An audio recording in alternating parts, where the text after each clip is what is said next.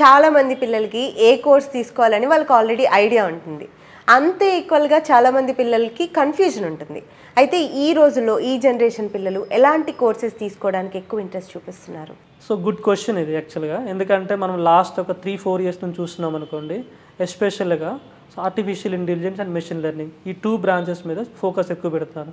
And that too and సిఎస్ఈలు కూడా మనకి Marwadi university side and 2 or 3 additional branches వచ్చినాయి మనకి. అండ్ డేటా సైన్స్ అని ఉంటుంది ఒకటి, లేకపోతే మనకి సైబర్ సెక్యూరిటీ అని ఉంటుంది, అండ్ ఐఓటీ అని ఉంటుంది. సో ఇలా చాలా బ్రాంచెస్ ఉంటాయి. అండ్ ఎవరైతే మనకు స్టూడెంట్ పేరెంట్ మన దగ్గరికి వస్తారో and based on the student interest, so student ఎలా అంటే వాళ్ళకి ఏం ఎక్స్పెక్ట్ చేస్తున్నారు, ఫ్యూచర్లో ఏం అవ్వాలనుకుంటున్నారు, either they want to go for ఈసీనా లేకపోతే సిఎస్ఈనా, and depends on their interest మనం వాళ్ళకి ప్రాపర్ వేలో కౌన్సిలింగ్ ఇచ్చేసి.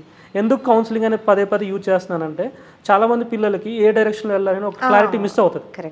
ఈ డైరెక్షన్ ఇవ్వడం కోసమే యాజ్ ఏ ఎక్స్పీరియన్స్ పర్సన్గా నేను ఇక్కడ కూర్చొని ఎవరైతే పిల్లలు కానీ తల్లిదండ్రులు కానీ ఎవరైతే వస్తారో వాళ్ళకి డైరెక్షన్ అంటే ప్రాపర్ గైడెన్స్ ఇచ్చేసి, అండ్ సిఎస్ఈలో అయితే ఈ పర్టికులర్ బ్రాంచ్ చూజ్ చేసుకోండి, ఈ పర్టికులర్ బ్రాంచ్ చూజ్ చేసుకున్న తర్వాత వాళ్ళు ఈ 4 ఇయర్స్లో ఎలాంటి వేలో వాళ్ళు ప్రిపేర్ అవ్వాలి, ఆ ప్రిపరేషన్ కావాల్సిన కంప్లీట్ ఇన్ఫర్మేషన్ కూడా మేము కంపల్సరీగా ప్రొవైడ్ చేస్తాం. ఎందుకంటే so as a experience person నాకు ఆల్మోస్ట్ 14 ఇయర్స్ నుంచి వర్క్ చేస్తున్నాను.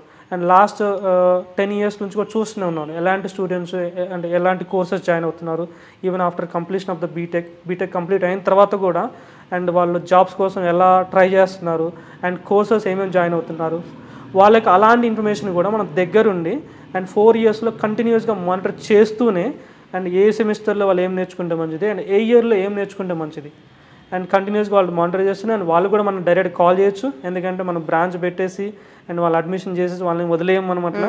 ఎందుకంటే ఆ ఇన్ఫర్మేషన్ ఇస్తేనే వాళ్ళకి మనకి అండ్ వాళ్ళకి కూడా ఫ్యూచర్ బెనిఫిట్ అవుతుంది.